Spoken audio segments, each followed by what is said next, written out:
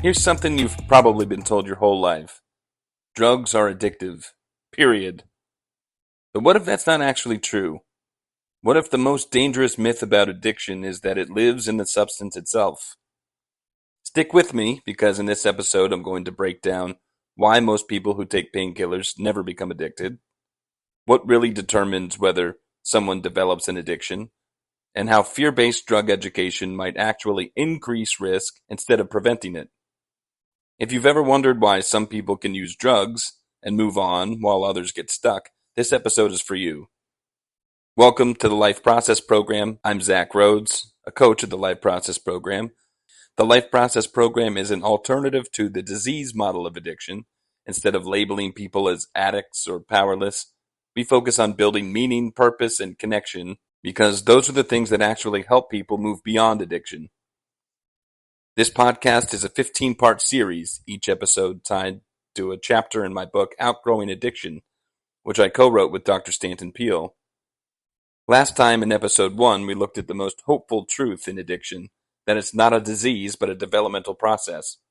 Today, in episode 2, we're digging into what addictive really means, and why the story you've been told about drugs is incomplete.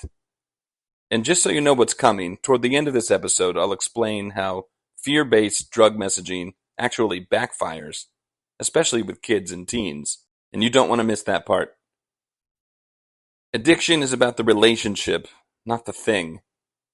Let's start here. Addiction isn't about the drug.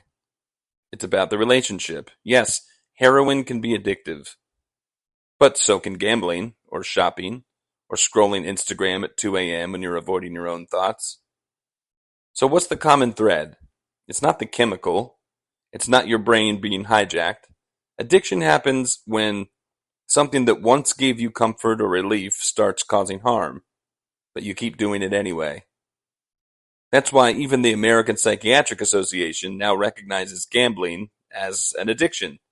The World Health Organization agrees. We now talk about behavioral addictions as well as substance addictions.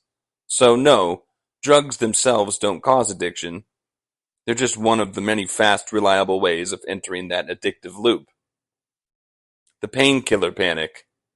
Now let's talk about opioids, because they're always in the spotlight. The public narrative makes them sound like evil agents. Take them for 5 days and you're doomed for life. But the actual data tell us a different story. In 2015, about 98 million Americans used prescription opioids. Between 1 and 2% developed any kind of substance use disorder, including mild misuse. The rest didn't. Think about that. Nearly 100 million people used painkillers. A tiny fraction developed an addiction. Here's a quick thought experiment. Ask 10 people you know if they've ever taken a prescribed painkiller. Then ask how many became addicted. You'll almost always find the same thing I have. Most didn't become addicted. And why? Because most people have lives that opioids would interfere with.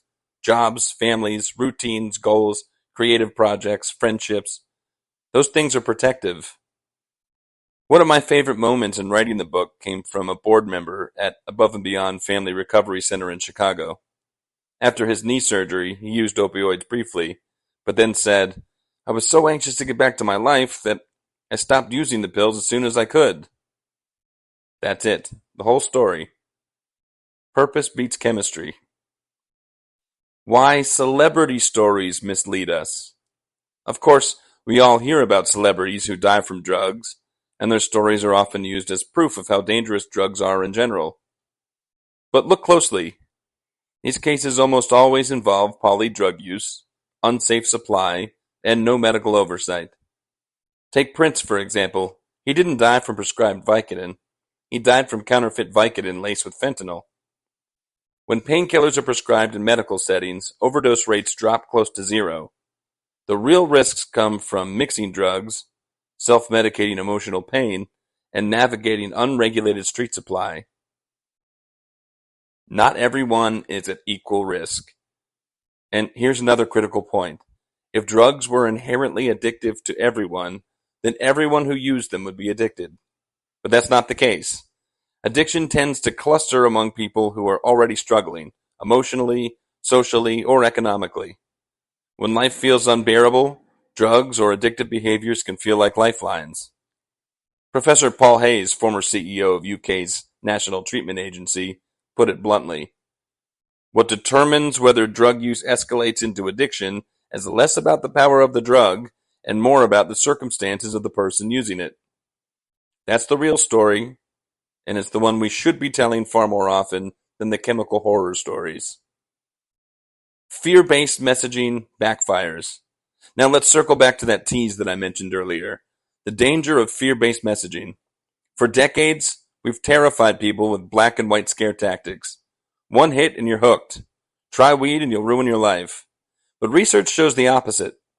Teens who grow up the most fearful of drugs are actually the most likely to misuse them once they realize those warnings were exaggerated. Why? Because when the fear proves false, like, wait, I smoked weed and I won't die, that undermines every other warning they've been given, including the ones that are actually true. Instead of fear, we should be honest. Drugs can be addictive to some people in some situations, but you're not powerless. Your environment, your relationships, your sense of purpose, your ability to create it, they matter far more than the chemical stuff. Why do people use drugs in the first place? And here's another piece of honesty. People use drugs because they offer something real. Relief from pain, social connection, curiosity, relief from boredom, rebellion, euphoria, a sense of control. The point isn't to deny these rewards, it's to understand what needs they're fulfilling and then build lives where those needs are met in healthier, more sustainable ways. So here's the big takeaway. The most dangerous myth about addiction is that it lives in the substance. It does not. Addiction lives in the relationship between a person and the substance or the behavior. It's not about heroin or slot machines or Instagram. It's about what those things are doing for you and whether your life offers something better. In our next episode, I'll talk about how to actually build those better alternatives, especially for kids and teens who are just learning how to navigate life's challenges. If you found this helpful, let me know in the comments or share it with someone who needs a new perspective. And don't forget to subscribe so you don't miss episode 3. Thank you for listening to the Life Process Program podcast. I'm Zach Rhoads. This was episode 2 of our Outgrowing Addiction series.